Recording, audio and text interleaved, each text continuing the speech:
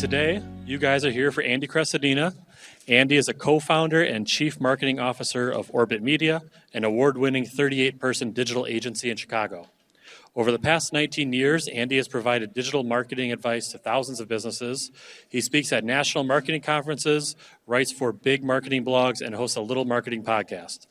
Andy has written hundreds of articles on content strategy, search engine optimization, influencer marketing, conversion, and analytics.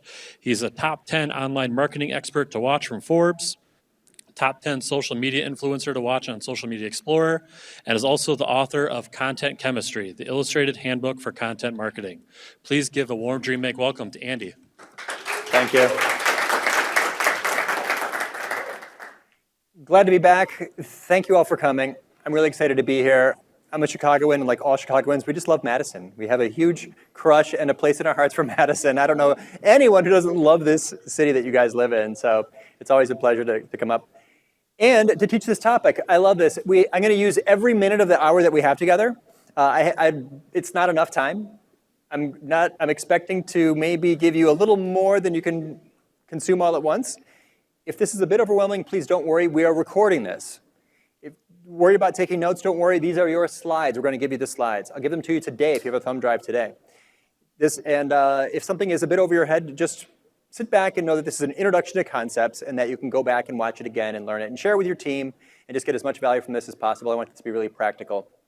So the theme here is that this is a 1% content strategy, as in how to be in the top 1% of content strategists, content programs, and literally how to beat 99%, statistically beat 99% of the other content programs out there. Okay? That's my hope and my promise for you. You'll see at the end how I'm going to try to connect all these dots. So content marketing sounds something like this. Write some helpful, useful articles, promote them in search and social and email, right? This isn't advertising, it's content marketing. And some percentage of people who read these will actually need what you do and go to a service page, and then they want to find out who you are, get some trust, go to the About page, fill out your contact form, and become a lead. As if the visitors who read these blog posts are going to make their way over to the thank you page and become a lead. Now, I don't disagree that content marketing is, in fact, about building a bridge from google.com to your thank you page. Think about it, that's really what we're trying to do. Build a bridge to bring people from whatever digital monopoly, traffic source, over to your thank you page. That's definitely true. But it's not common at all for a visitor to start their visit at a blog post and then suddenly become a lead. Using Google Analytics and making a segment for people who start their visit on a blog post, I'm looking at the total number of visitors who start visits on blog posts, and it's a lot. For this account, it's more than 1 million visitors a year. A lot of people like to read helpful articles. But the percentage of those people who then become a lead, I call them bloglanders, is abysmally low. It's a tiny fraction of a percent of people who actually go to a website, or any of us at any given day, look at your browsing history, you go to a website to get some information, and then just suddenly decide you need that company's services. It doesn't happen every day. What does happen every day is people who start their visit on an article, service page landers, far more likely to become a lead, like 50 times as likely to become a lead. Someone who starts their visit by searching for a commercial intent key phrase, someone who needs a service that day, everything that you search for in Google is either an information intent key phrase or a commercial intent key phrase. It's either a question mark or a dollar sign. And if you start your visit on a website with a question mark key phrase by landing on a blog post, you're just not that likely to need their services. This, in fact, is so rare that when it happens for me, I actually take a screenshot of the lead. Like, wow, it's like I'm like a nature photographer with like a rare bird. It actually happened. Look at that. I love reading your blog articles. I've learned a lot from you, and now I need your services. That's so uncommon, I actually take pictures of it when it happens. What does happen every day, though, is that people link to helpful, useful articles. And it's those links that make the entire website, every page on that website, more likely to rank. So maybe this is the real mechanism for content strategy. Maybe this is the real mechanism for generating demand, is that without the blog posts, you would never get a link from another website. Without those links, there would never be enough authority and ranking potential for your other pages. And if this page doesn't rank, you're never going to attract a qualified visitor who needs your services. Maybe the real benefit of content marketing is that you give the universe something to link to. Those links make every page on your domain more likely to rank. And it's when these service pages rank for the money phrase that you're going to create demand. It's awfully nice of you to help out people who need your advice. But what we're really trying to do is to attract people qualified visitor to our sales pages, our products, our services, the stuff that we do for a living. And then those people, 50 times more likely, literally, 50 times more likely to go to the About page, the Contact page, and convert into a lead. That's going to be the basis for the content strategy I'm going to introduce to you. I'm going to show you how to make all this happen and to drive traffic, qualified visitors to these pages. It's a strategy. Strategy to me is a buzzword. When I hear it, I just replace in my mind the word strategy with a plan to reach a goal. It works better for me. I like simple words. I think it's a fancy word. It used to be my title. A strategy is a plan to reach a goal. We'll just call it that. A content strategy, I'm going to say, is a plan to use content to reach a business goal, okay? Here's my content strategy of the top 1% of companies. And because it's a presentation, I have to use somebody. I have to prepare slides and get ready to talk to you guys. So I picked a real company. This is a true story. It's a hip co-working space, not unlike this one. It's in the West Loop of Chicago. They deliver coffee to offices. My friend says, come in, talk to them. They want some advice.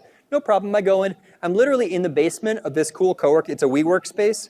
Green shag carpeting on the walls. The actual, you can imagine it, right? It's not that strange these days.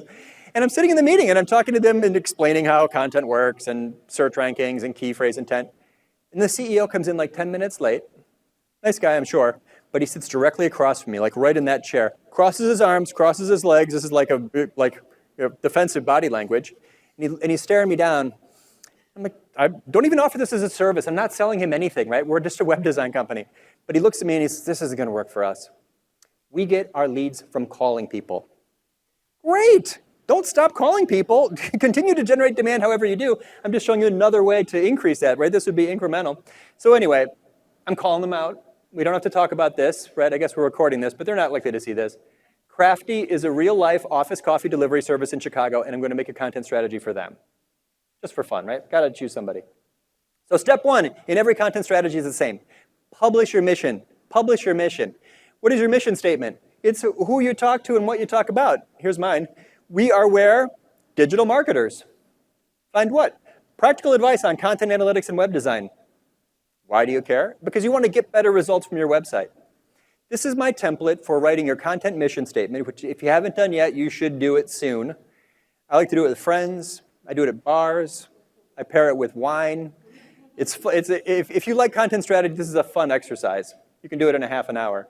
But documenting it is the difference. You are where audience X gets information Y for benefit Z, the what's in it for them, the why they should care, the reason they visited.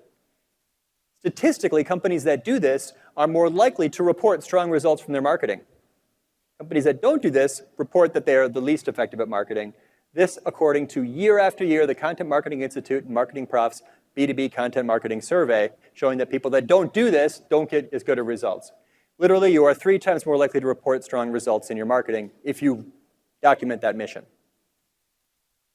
So everyone does it, right? Nope. Only 28% of companies have documented their content mission statement. Why does it work? It's quite simple in my mind. It makes a great call to action. This is not an accident. I can draw a causal relationship between your mission statement and your results because you can repurpose it as a call to action. Why are you on this website? To get practical tips for content marketing, analytics, and web design. I am simply repurposing my content mission statement as the call to action to grow my list. If your email sign-up form doesn't tell people what they would get, why would they subscribe? Why am I here? There's a true story in the life of every visitor to every web page. Think of it that way. Every visitor on your site, today, tomorrow, there's a true story, something's happening in their life that brought them there. And their first question they ask, we all ask when we land on a web page is, why am I here? The answer is to get practical tips for content marketing, analytics, and web design. I've answered that question for the visitor on the page. Unbounce, great blog. Why are you here? You're here to crush your next online marketing campaign. It's explicit. I've told you what's in it for you. I've given you a reason to subscribe. Yet website, and no matter where the CTA appears, you can include that. This is in the footer. Yet site after site that I look at, we build sites. I planned like 1,000 websites in my career. It's a ridiculous number. But we see this all the time. Does your email sign-up form look like that? Why would anyone fill out that? Why would they put their email address in there? In fact, it would be super weird if someone subscribed to your newsletter because you didn't even tell them what they're going to get or how often. Just document your mission statement and publish that. So you solve this simple problem and grow your list. List growth is critical because it's a disintermediation. You are now no longer relying on Google and Facebook to drive traffic. That's But every content strategist is obsessed with email list growth because there's no giant company in between you and your audience, right? That's why pop-ups are so popular. This also, by the way, is very helpful in your social media profiles. I took a random screenshot of some recent followers on a social network. Let's take a look. If I'm into exotic dancing today, this might be a good person to follow. Doesn't happen to be what I'm thinking about at this moment. You got to respect this guy. He just sort of says, please. Something sincere about that. I don't know. So which of these people have repurposed their content mission statement as their social bio, right? They're not saying what we do X, Y, and Z. No. They're telling you what they care about. We improve content quality and reach, right? If you want faster list follower growth, take that mission statement you wrote and repurpose it as your social bio. So let's do it for Crafty. This took me 5 minutes. It was fun to do. We're Audience X, office managers. Those are the people that decide who to hire for office coffee delivery. They find what? Fun tips for the workplace. I'm going to put some tone in there. I'm going to enjoy this more myself. My readers might enjoy it too. Why? Because they want to build happier, more productive teams.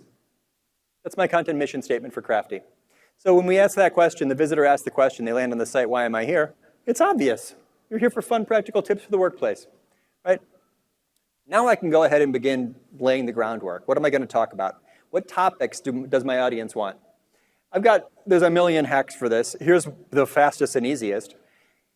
Office managers. What do they care about? They've got office kitchens. What does the internet want to know about office kitchens? If I type in the words office kitchen and then put a space into Google, there's a list of topics I could write about tomorrow and maybe rank for next week. The internet is filled with ideas. It's an endless source. Office kitchen ideas, organization, signs, supplies list. Okay, now if I type the next letter of the alphabet, it suggests more. And the next letter, it suggests more. But it's quite boring to type the letter of the alphabet, the 26 letters, right? So let's go to a tool that will scrape them all out of Google in 2 seconds, keywordtool.io. Type in office kitchen, and it gives you 202 key phrases that people search for related to office kitchens. Every one of those is a possible topic. Every one of those is something my audience might want me to publish. Another fun tool that I think of in the same category is called Answer the Public. Anyone tried this yet? Yes, not many. AnswerThePublic.com scrapes the internet for questions. I put in office coffee. What does the internet want to know about office coffee? Here they are. Here are the top 15 office coffee questions.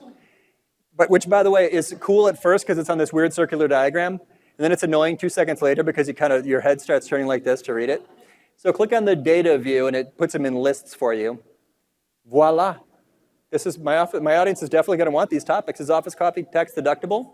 That's probably going to work in search. How to make office coffee taste better? That might work in social. What's the best office coffee machine? Quora is another source like this. Anyone using Quora yet? Yeah. I went to Quora and put in office party. What are all the questions and answers people are asking related to office parties? What are some funny office party awards? Great. Minutes after minutes, my publishing calendar is filling up. This is not a long exercise. Weirdly, you don't need to know that much about a target audience to do content strategy for them because the internet is just such an amazing source of topics. And then in my mind, they all organize under this giant fractal. Every topic in the universe fits on a huge fractal where you can zoom in or zoom out and find great stuff at any depth. Like top 10 office perks. Okay, that's kind of a list post. That's going to work. Let's go deeper onto one of those. Awesome office kitchens. That's going to work great. We're going to go deeper onto one of the office kitchen related topics. Is beer at work a dumb idea? I decided recently this is a bad example because that would be a very short article. That doesn't need a lot of words, right? We could do that in one word. But the ultimate format for content, the all-powerful format for content is this thing called original research. Remember, I'm trying to rank for the money phrase. So I need to have domain authority. So I need to attract links to my website. And one format of content gets linked to more than all others, which is original research. It's just not true that good content's good and bad content is not as good. What's true is good content is amazing and bad content is kind of useless. Most content doesn't get any results at all. BuzzSumo did research on this. Steve Rayson from BuzzSumo analyzed 1 million articles to find out what correlates with links and shares. The results were shocking. This is the scariest hockey stick curve I've ever seen. Everything in digital marketing is a curve, right? There's no straight lines. But that's the crazy exponential curve. Basically what he found is that most content gets no results. 75% of content never gets linked to at all, and 50% of content gets 2 or fewer Facebook interactions, which I'm going to go ahead and round that down to 0, because if you've got 2 Facebook interactions, that's like the blogger and the editor.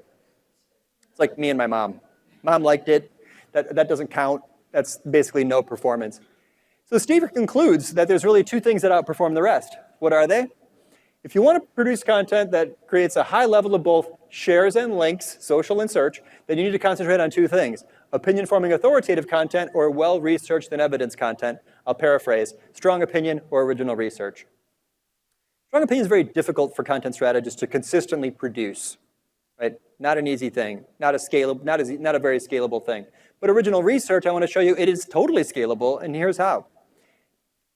First, to prove the point, I went into Google Search Console to look at my own backlink profile, who's linked to what. And you can see that the articles that have been linked to the most, right, there's a high percentage, a disproportionate percentage of these that are actually original research. So here's 3 ways to produce original research for your brands. Again, if we were in a bar, we would just brainstorm this right now. I've done workshops where we just come up with ideas on the spot. We can do it through observation, through aggregation, or through a survey. Here we go. Observation. We build a website for a client. The site goes live. Hey, where's my search tool? You didn't put a search tool on my website. Well, your sitemap is like this narrow and this shallow. You don't really need a search tool. Your navigation's quite descriptive. It's not necessarily an important feature. But his question stuck with me. Is that a standard feature on websites? What's standard on websites? What features are standard? I don't know. Anyone know? Basically, no one knows. No one had answered that question yet. So to produce that content, I reached out. I went to Alexa.com and downloaded a list of the top 50 marketing websites. I made a list of 10 elements that go on websites. I gave it to a virtual assistant who sent me back a spreadsheet that showed which websites had which features and published this little diagram that shows if 80% of it, 80% or 75% or more had it, I called it standard. 50% or more, I called it a web convention. This chart basically was the first appearance on the internet of what is standard on websites. It attracted lots of links. 126 websites have linked to that piece of research over time. And it doesn't perform too bad in search. It ranks today number 2 for the phrase web design standards, right above the standard setting body for the internet. See how that works? The W3C is actually very bad at SEO. They don't have to work very hard at search. They set standards for the internet, so they're in charge of like that stuff. But I can outrank them pretty easily, not that hard. I just put the web design standards key phrase at the front of my title tag. It generates lots of visibility, 100,000+ visitors over time. This is what SEO looks like. You know, it doesn't rank at all, then it begins to rank higher for more phrases, ranks higher, ranks for more phrases. In the end, you know, people spending an average of 6 minutes on an article that with 120,000 visitors since its launch. That's not the goal, right? What really helps me about that is the fact that it's attracted to links, and links give me the ranking potential. Here's another good one. Who uses Google Tag Manager? Anyone heard of this tool? Yeah, it's a tool for managing the marketing tags on a website. Who uses Google Tag Manager? I got this question from Answer the Public. I put in Google Tag Manager, and who uses Google Tag Manager as a question suggested? Didn't exist, right? There's no research on the topic.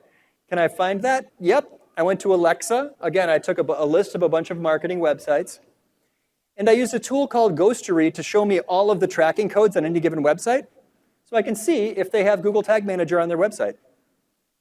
List of websites, tool to see who's using Tag Manager, gave it to a virtual assistant who sent me back a spreadsheet showing how many marketing tags are used on these websites. What percentage of sites are using Google Tag Manager? I wrote the article. 41% of websites at the time were using Tag Manager. 12 is the average number of marketing tracking codes on a website. New data, right? I manufactured this piece of research. It's like conjuring news. It made a great visual asset, marketing tags in Google Tag Manager. I'm turning it into a visual asset. Piece goes live, thousands of visits. I did the screenshot this morning. But more importantly, it's attracted links from other websites. My content strategy has a plan to create link-worthy content, because without that, I'm not going to rank for the money phrase. I'm only going to stay in business if I rank for Chicago web design, Chicago web development, Chicago e-commerce, Chicago WordPress web design. That's my goal. This is helpful in that goal. You can also aggregate data. I read, how much money do marketers make? Anyone know? We're all suddenly paying a lot of attention. The next slide, again, maybe he'll show. how much money do marketers make? The answer, I don't know anything about marketing compensation, but I know where to find it.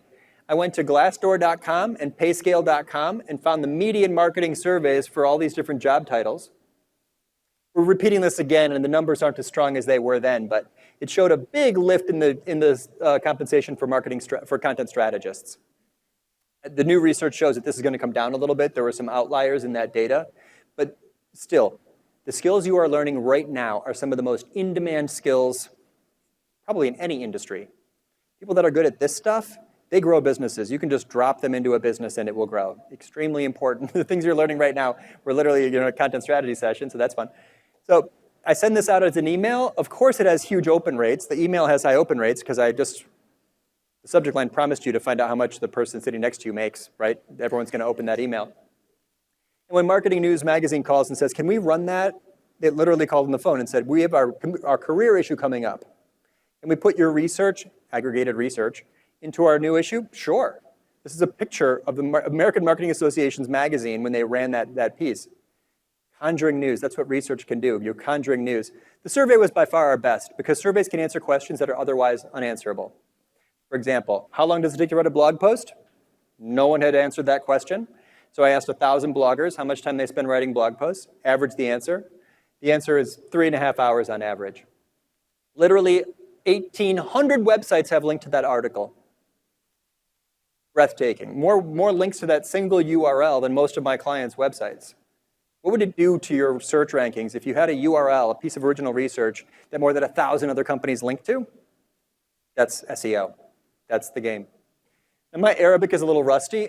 It doesn't have to be good because they promoted this thing all over the world. They're literally talking about the correlation between, the survey answers a lot of other questions, including the correlation between length and strong results. Gave this presentation, a woman from Morocco translated that for me. It was awfully nice of her. So here's the key to original research. Think of it this way. What do people in your industry often say but rarely support with evidence? If you can find and produce and publish the missing statistic in your industry, you're going to win the internet for the day. Anyone can do it. You don't have to wait for the beauty of content to me is that nobody called on us to do these things, right? Nobody chose us. We chose ourselves to find and produce that piece of research, to make that new statistic. We weren't assigned this job. None of the great content strategists out there were told to do what they're doing. They decided to do it themselves. It's kind of an entrepreneurial thing. I sort of love it that way.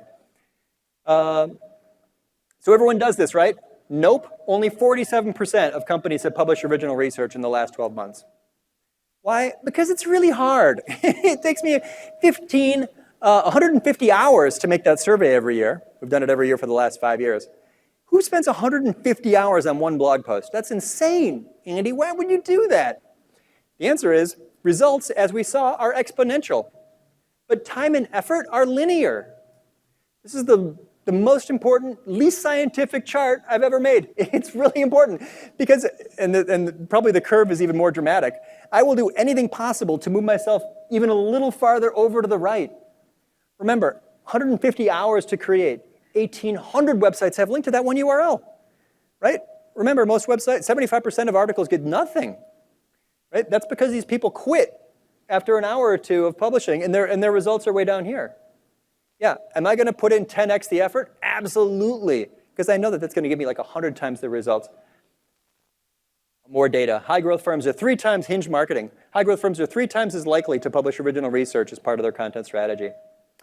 Or my mentor, I love her. I never get to see her. She's in Denver. Sonia Simone, the Chief Content Officer of Copyblogger. Don't take shortcuts. They take too long. Yeah. Every good thing that you have ever gotten came from hard work, it seems to me. We're Midwesterners. We know this, right? It's like, it's just, do what other people are unwilling to do for a year, and you can do what other people can't do for the rest of your life. Something like that. So that research shows basically this, it bears this out. 1 in 5 bloggers does things very differently. 27% of respondents say that they get strong results from their marketing. Only 18% publish long-form content, but 42% of them report strong results. Only 13% of bloggers say they spend more than 6 hours on an article, but 39% of them get strong results, and so on down the list. They publish more frequently. They work with professional editors. They collaborate with influencers. They use paid promotion, or they add video, or they guest post frequently, right? And publishing original research, this is an incredible number. Only 25% of the bloggers in the blogging survey publish original research, but 58% of those that do report strong results from digital. That might be the main, best takeaway. We could stop now. We're good. That's it. That's one of the most powerful tactics I know of. And then, of course, I'm going to put a lot of effort into the promotion because it's not the best content that wins, it's the best promoted content that wins. Again, it's not the best content that wins, it's the best promoted content. So this research is like a tree falling in the woods unless you promote it well. Example, the New York Times doesn't have a list of the best books. They have a list of the best selling books. That's right, it's like a marketing list, right? Not weird. There's no list of the best books that I know. I mean, like bloggers maybe make one. So here's how I'm going to promote my hard work. I'm going to turn on this, I'm going to face the window, turn on the camera. I've got a microphone and a copy of Camtasia. This is my studio. I've actually upgraded it a little bit, but it's not much more than this. Anyone have a desk like this? Does that look like home to anybody? Yeah, DP for sure. Here's how it works. I stare at the camera until I start smiling. They call that RBF. You know what that stands for? Yeah. Yeah, you're not friendly by default, like I'm just... So, look it up. So when I finally smile, I know that I'm recording already, but I'm going to trim out the part where I'm just growling, and then I smile, introduce myself, welcome to this thing. This is the article I made for you. This is the information need it solves. This is the prop, the reason to click. And then click the link and you'll find the full piece. Thanks for watching. It's a 1-minute commercial. Then I go into Camtasia, and I'm going to add captions because I'm making a social media video. Social media video is not good enough on its own because there's no sound. It doesn't have stopping power. We're trying to make a thumb stopper, right? The person scrolling past this busy social stream.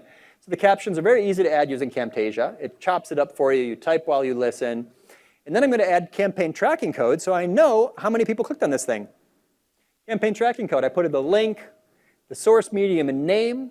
Source is LinkedIn, the medium is social, and so forth. It appends all this extra tracking code to the end of the link. Then I make a social post pulling out all the stops, giving it everything I possibly can do, right? By mentions we just talked about, right? Numbers, hashtags, line breaks, the video is captions, the link with the campaign tracking code.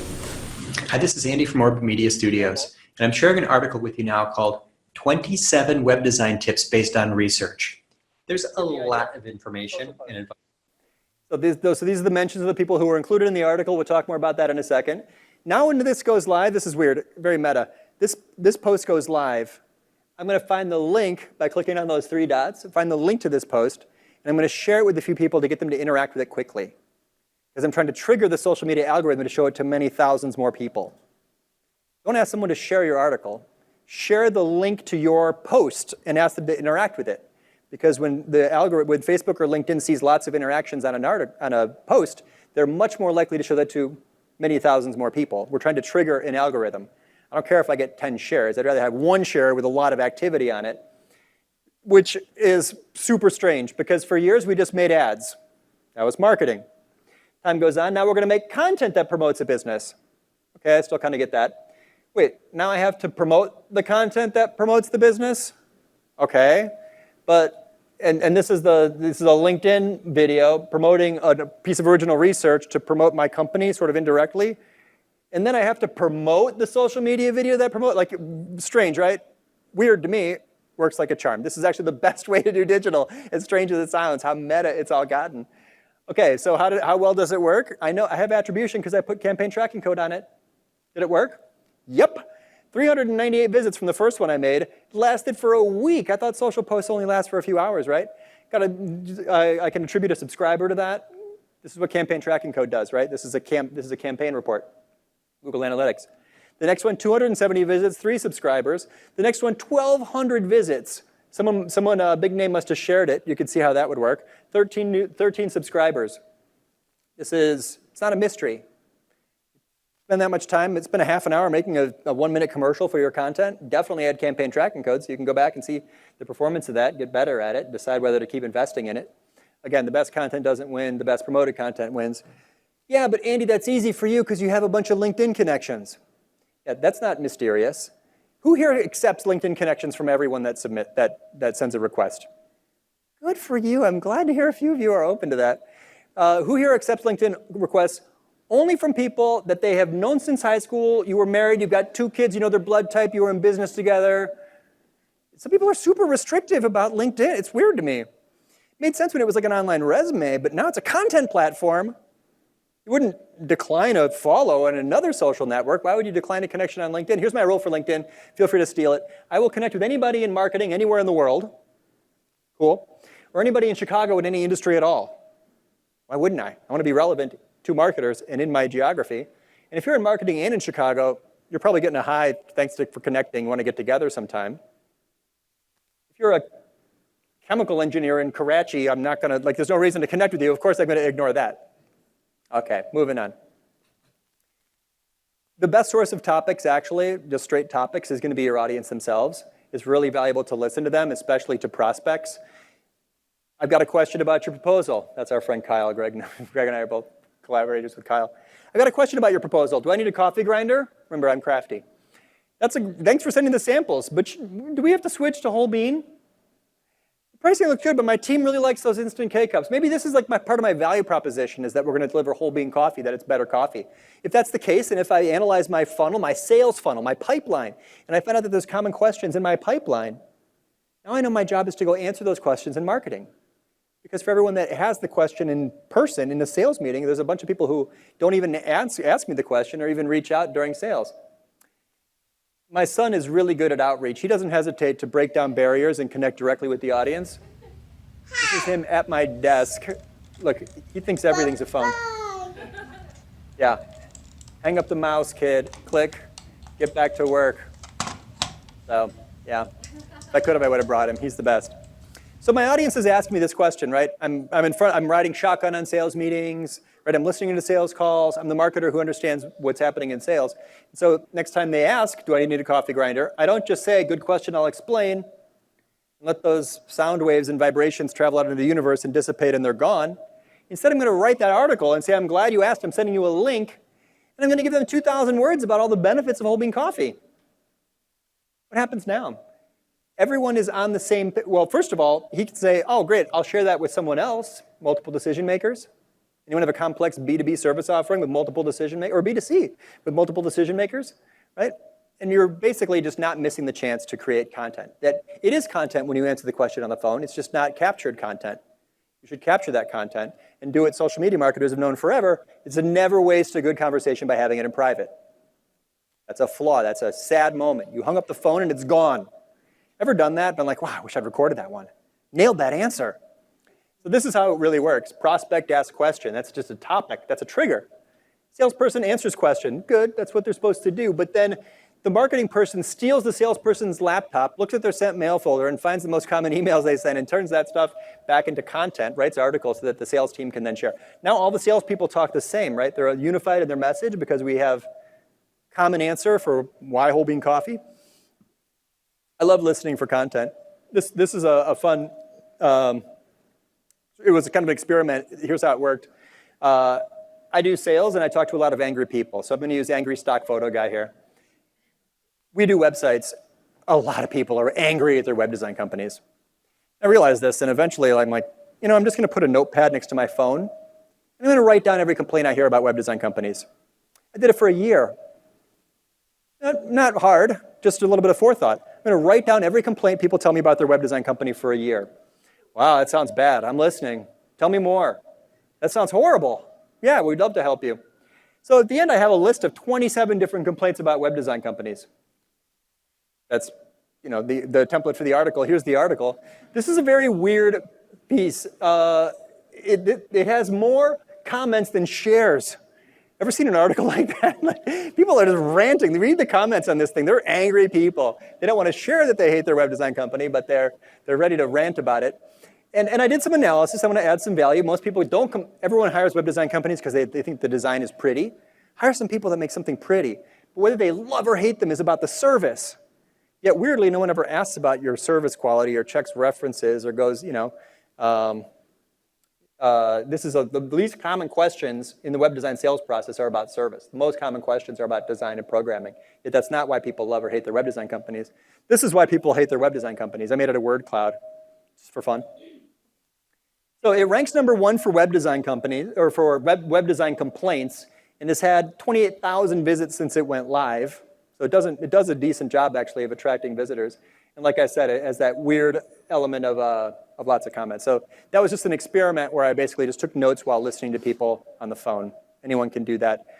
And it's paper and pen, like nothing sneaky or tricky about that approach. Now, whatever I do, I'm not going to just leave it in text. I'm going to upgrade to visuals. Text is unfortunately not the strongest format. My whole bean versus ground coffee. Here's my infographic with the whole bean versus ground coffee smackdown. Because text is unfortunately the weakest format for content. I'm a writer, we're all writers. It's insufficient. We need to go beyond that and actually produce images and infographics and diagrams. Video is even more compelling. I'm going to get to this last part in a second. It's like a law, it's like a rule, it's visual hierarchy. Literally, our brains are wired this way. Movement is more visually prominent than images, and images are more visually prominent than text. If you did an eye tracking heat map study on any web page, you would see that this is true.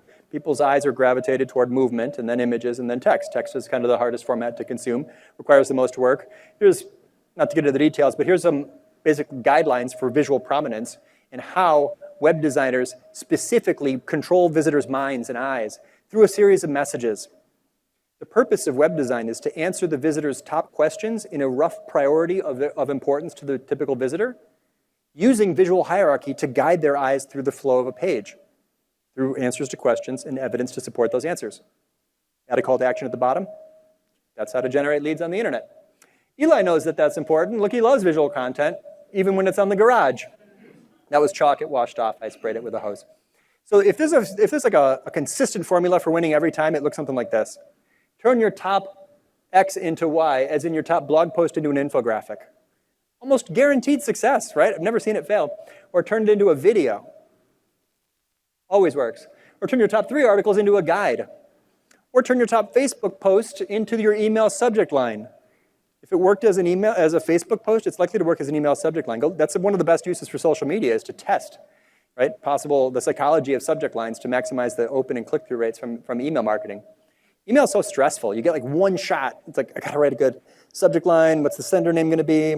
Subject line, sender name, and pre-header text are the only ways that you drive open rates. There's no other information. That's all you get. Look at your mobile inbox. You got like 50 characters. Definitely front load your email subject lines with the most emotional and practical words of the subject line. Because just try it on your phone. I mean, there's not very much room there. Time of day. Sender name, subject line, pre-header text, and then timing, I suppose. That's the game in email. But this is the game for analytics. Larry Kim sums it up. This is arguably the purpose of analytics, is to find the outperformers, right? The guys in blue. And then double down and quadruple down on those things, right? He says everything in digital is either a unicorn or a donkey. If you find where your unicorns are, you can just do more on those topics, and it's far lower risk, right? Far better results. This is my productivity guide for you. Updating, repurposing high-performing content is going to be more effective for you than creating new content. Creating videos and images are more effective than writing new articles. Writing new articles is actually a more important thing to do than just responding to email. Do something important before you do something urgent. Write something in the morning before you open your inbox. But after all, responding to emails is definitely better than scrolling through Facebook and Instagram. Just delete that from your phone. Those are creepy websites. Why do people, I'm a B2B marketer, so I can say this. Yeah, delete Facebook from your phone. You'll get a productivity boost like that day. Okay, moving on. Side rant over. Search and social. I love this. This is actually fascinating, though. This is content strategy. This is the skill. It's the feel that a content strategist has. You look at a headline, or you look at a topic, and you're like, that's going to work in search, or that's going to work in social. You should have this kind of instinct. So here's a little guide to help consider. Kind of obvious. Long-form content tends to work in search. Compelling visuals will tend to work in social media. Answering people's questions tend to work in search. Trigger emotion tends to work in social media, right? Your job in search is to solve for people's information needs. They searched for it, right? Your job is to meet their expectations. But in social, your job is to be a little bit unexpected. You see how different that is? Think about targeting. Not that I'm an advertiser, but advertisers do this. In search, you know everything about what they're thinking, but nothing about who they are. They typed it in a box, right? You know what they're thinking, but you don't know who they are. In social, you know nothing about what they're thinking, but everything about who they are. You feel the difference? That's why different people have different advantages in search and social. Some things people look for, right? It's like, emergency plumbing. That's going to work in search all day long. But who's going to run an emergency plumbing ad in social media? How do you target people who like sinks are overflowing? Like that just doesn't work, right? Innovators, though, right? You invented something new. I know a woman, she invented this like exercise bike under your desk. I don't even know what to call that. No one's searching for that. Innovators, they need to use social media. You target people who are fitness, they work in offices, you can imagine the Facebook ad. That's never going to work in search, though, because people aren't looking for that thing. It's not even a known need yet. Because visitors in search are busy and visitors in social are bored. Major difference. Which brings us to one of our last, basically this next topic, which is what works in social is quotes from experts that improve the quality of your content. What works in search is quotes from social influencers. They may not be experts, but they've got followings they can help amplify. This is about influencer collaboration. We want to lead. We can't deposit Facebook likes or visitors in a bank. We need a lead so that we can fill the sales funnel. To get a lead, we need two things. We need traffic and conversions. You need cheese and mousetraps. Traffic times the conversion rate equals leads, right? That's the math of digital. So traffic, content marketers have three classic sources, search, social, and email. But we know it's the search visitors who are more likely to convert because they have a need, right? They typed it into a search engine. They wrote it in a box. They got commercial intent keywords. So search, we're talking about ranking. So why do things rank? Two main search ranking factors. Links, as in authority, and content, as in keywords, right? That sales page has to be optimized for a key phrase, and the site has to have sufficient authority to be able to rank for the phrase. So we get to this great question in digital, why do people link to things? Because they have relationships to content creators, and they have something worth linking to. We already said that the content worth linking to is original research. So now let's do the relationships with creators. Not just anybody, but content creators. The 1% rule. 1% of people on the internet make the internet. That's us, guys. You're my people. We're a tribe. Content creators. They are the bloggers, the editors, the journalists, the researchers, the podcasters. So when you're building relationships as a content strategist, these people are worth much more to you because they create content, therefore might create links, therefore pass authority and your ranking potential, than just the average social media user, right? Now, if I'm going to collaborate with someone, office managers, I'm going to add a word like blogger or author that indicates that person's a content creator. So these are people that I'd love to be friends with. Better yet, that's a free tool. It's a Twitter search tool called FollowerWonk. Better yet, BuzzSumo, paid tool, you can just check boxes, bloggers and journalists maybe, and I'm going to see just office managers who are bloggers and journalists, and it shows me the authority of the websites they rank for. This is the social value of a collaboration. This is the SEO value of a collaboration. So I can do contributor quotes, expert roundups, or deep dives. Quick example, I made a big piece of research. How do I get content creators and influencers to see my research? Important question, right? The best promoted content will win. So this is the latest blogging survey. It'd be really cool, or it's an older one. It'd be really cool is if Ann Handley knew about my research. How could I get Ann to know about this research? Oh, good, I included her in it. It'd be great is if Ian Clary or Joe Paluzzi or Ginny Dietrich knew about my research. Oh, good, I included her in my research. I reach out to them prior to it going live to get contributor quotes from them. Now they're invested in it. And these are content creators for high domain authority websites, right? They're not unlikely. Joe Paluzzi, mentioned this, quoted it, included it in their research, or on their content. So two bloggers. Blogger A writes an article. Blogger B socializes with their network about the article. What should we write about? What would be a good headline? Is this a good research topic? And then they include experts in the article. 1%, content creators. Who gets more social traction when that goes live? Right? This is so effective. I get emails like this after teaching sometimes. It's like, wow, that worked. All I did was tag these people. Why does it work? Because an ally in creating content is an ally in promoting content. You didn't really finish optimizing the article unless you included other people in it. I just make that a rule. Never write an article without including some collaborator, some contributor, some other blogger, some influencer. Would a journalist write an article without including a source? That's not good professionalism, right? Why would a content creator miss a networking opportunity? In fact, many do. Only 15% of B2B marketers have ongoing content influencer marketing programs, despite the fact that influencer marketing is like an explode. Put it into Google Trends. Look at that. Let's not be behind this curve, right? Get on top of that. It's not difficult. It's a prescriptive way to do it. Just collaborate with content creators and include them as a contributor quote. I use content as a networking tool.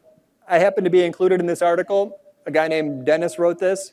I looked through the article and found someone else included in it, James Carberry. He does the B2B Growth Podcast. This article goes live, and I reach out to James. Hey, James, you and I were in the same roundup, so I thought I'd reach out. Great to connect, Andy. Glad you liked that. By the way, if you'd ever like to collaborate on anything at all, just say the word. You see how that content, this conversation might have stopped right there? But I put in this little text here to like implant into his mind that I'd like to collaborate on something. What happens next? Yeah, we'd love to have you on our podcast. Great. Networking, right, with another content creator just through that simple line of text. I say this all the time. Don't hesitate to reach out if you'd ever like to collaborate on anything at all. In fact, I say that so often, it's like my standard close, right? It's like that Leonardo DiCaprio movie, right, where they go into people's brains and they implant ideas. What's it called? Inception. This is my Inception moment, right? Steal it. I use it all the time. Highly recommend it. So I have a text expander now that types this for me. I'm in LinkedIn. I type the same letter 3 times. I. Ready? Thanks. I appreciate it. I. Boom. If you'd ever like to collaborate, anything at all, don't hesitate to reach out. That's how often I type that text. You know all my tricks now. There's the expander, the auto text expander for Google Chrome. Very handy. I use it a lot. I use it for different things. It saves you typing. And I get emails like this afterwards. Wow, since I've been using your email sign-off, 2 people have taken me up on it. Next tactic, guest blogging. It's not just about writing for your own site. One way to actually engineer links to your website, design links to your website, is through writing for other websites. Blogger A writes 2 articles. Blogger B writes 2 articles, but pitches one to an editor. Yellow is off-site article. That links back to their other content. The dotted line is a link. And they got a guest contributor to write an article for them. Probably people in this room that you could collaborate with, write for, write with, right? Round 2. 2 articles on other websites, links back there. You can see they've got more content associated with their brand. Round 4, it's a linear progression. Nice blog, buddy. You know a lot of these people probably, right? Just keep cranking it out. Keep hitting the publish button, right? This is like the red shirt. This is the blue shirt. Look at the difference. The SEO benefits, the networking benefits, the social media benefits. So everyone does that, right? Nope. Only 65% of bloggers ever write guest posts. I've written 385 articles. A third of my articles are for other people's websites. To this day, 11 years in content. I'm never going to stop that. Why would I stop that? It'd be crazy. They have, you're going to get much more visibility. I'm going to put it all together for you now. Let's do this. Finish line. If we have time, I'm going to show you like this ninja thing at the end. We'll see if we have a minute. I saved some slides just in case. Put some slides at the end. We got them in backup. Okay. Like we said, there's 2 kinds of visitors to web pages.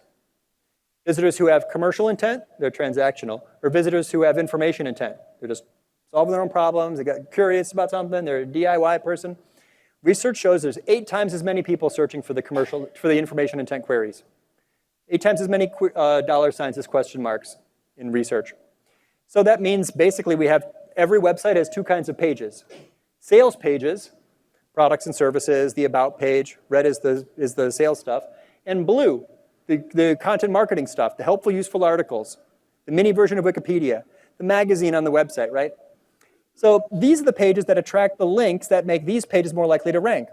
The visitors to these pages are not that likely to ever convert. They might subscribe, make email more effective, follow, social more effective, or link, improving the ranking potential of everything on this domain. But they're not that likely to ever become a lead. These people sort of enter the funnel at the very bottom. So if you want the fortune, you've got to get the glory first. This is why competitive industries rarely have high-ranking pages that don't have content programs. Without this, your website is what? It's just an online brochure. Online brochures don't perform that well in search because they just have low authority, because there's no content to link to, there's no links to the website. So that's the combination of mousetrap and cheese. So we're going to put it all together. I know what topics to write about. I know what formats to write. We're going to upgrade to visuals. I know what collaborators to work with, or the content creators in my category. And I know where I'm going to publish some host blogs. The nucleus of my demand generation machine is the sales page. I put that in red. That's the money page. It's optimized for a key phrase, office coffee delivery. And it answers top questions. It's filled with evidence. It has calls to action. But am I going to rank for that? The difficulty, this is without doing a deep dive in SEO, the difficulty is 22. My domain authority is only 16. Sorry, guys, we're not going to rank for that key phrase.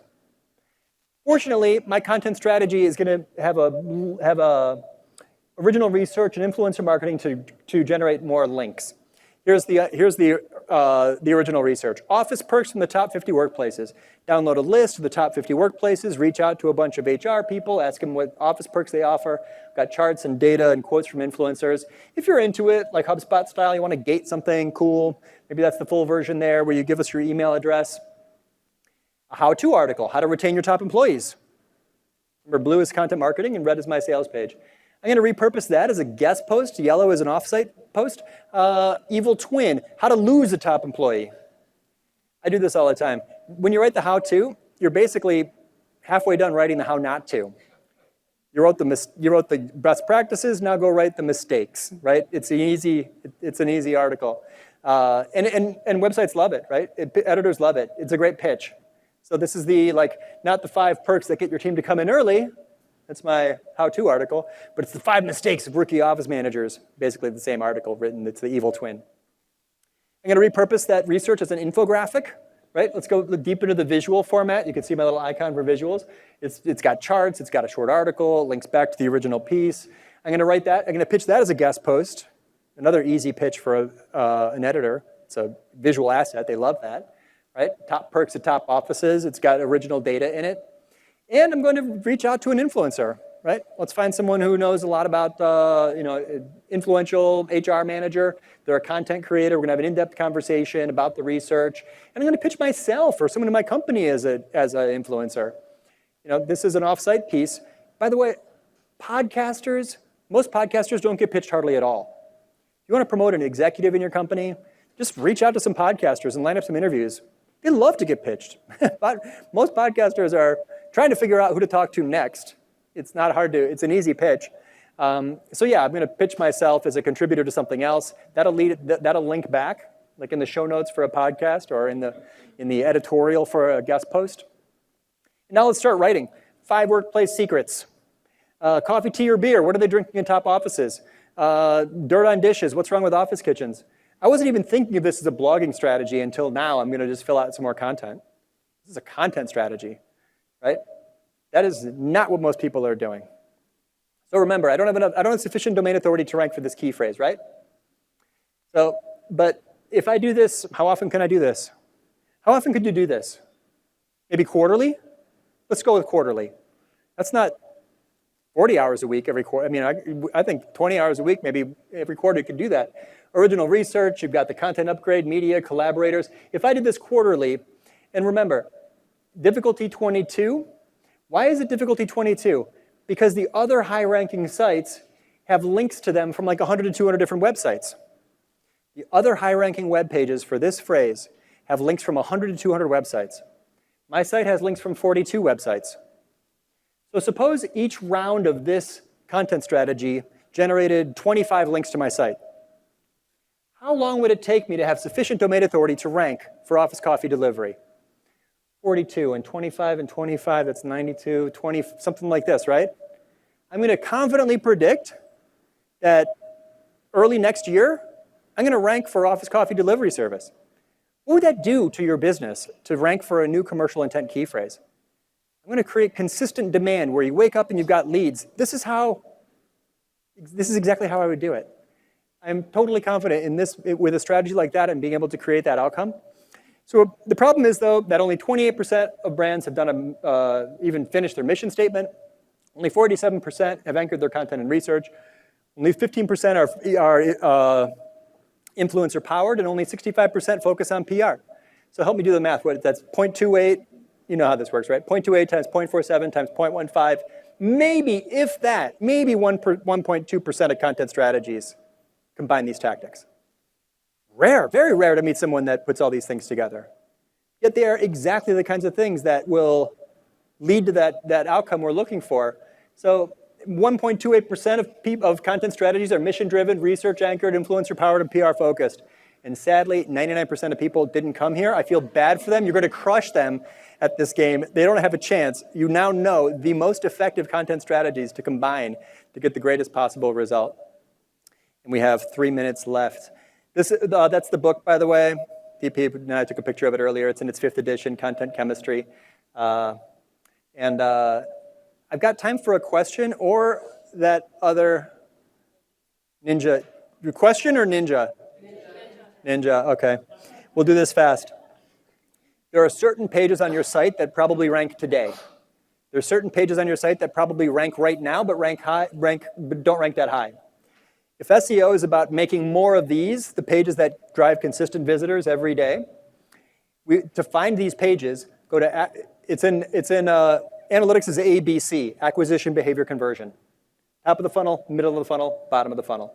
Under acquisition, as long as it's connected, it takes just a minute, there's a report called Search Consoles, a section called Search Consoles, and inside there there's queries. This report shows you all the phrases you rank for and how high you rank. This is a filter. If you type something in this box, it's going to filter for this column. But if you click Advanced Filter, you can filter for other columns, like this column. So watch this. This filter says, show me only the phrases where my average position as in ranking is greater than 10. And if you rank greater than 10, where do you rank? Page 2 of Google. Where's the best place to hide a dead body? Page 2 of Google. This is literally your lowest hanging fruit, your striking distance key phrases. These are all the phrases for which you almost rank high. That is incredibly valuable data, right? There's other tools that will show you this. So go search for the phrase. Try to confirm the ranking. Here's one. Oh, I rank number 9 for that key phrase. I'm at the bottom of page 1, right? This is a big opportunity. Or look at this one. CRM tips. We rank at the top of page 2 for that key phrase. What if I could move this up a tiny bit? We'll go from page 2 to page 1. It's a giant tipping point, right? Google still paginated, weirdly. There's a giant cutoff point there. So all I have to do is go to the page and give it the Control-F test. This page ranks for CRM tips. Control-F test, right? It's going to show us the instances of that phrase. I did this for a friend of mine. You can increase your traffic in like 5 minutes, not exaggerating. Confirm the ranking, go to the page, Control-F, search for the phrase. CRM tips appears 0 times.